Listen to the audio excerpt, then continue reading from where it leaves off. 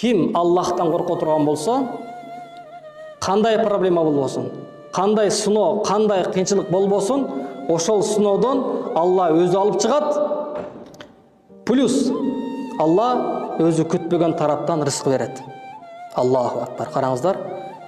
Биз мындай кирешени биз күтүп, санап, эреже менен жазып койгонбуз да.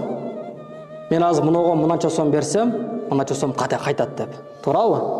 Же мынанча картошка эксем, күзүндө мынанча тонна алам деп. Же мынанча даруз эксем, мынанча алам деп, мындай рызкыны биз күтүп калганбыз да. Тугандар, рызкы бул Алланыкы.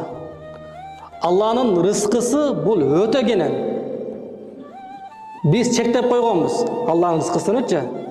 Демек, Алла берем деген болсо, сиз күтпөгөн тараптан, сиз ойлобогон тараптан, сиз элестетпей, мындай акылыңыз жетпеген тараптан берип коет Алла Таалачы. Демек, ошондой рызкы келиш үчүн сиз Аллага тобоккел кылып, Алладан чын жүрөктөн коркуш керек.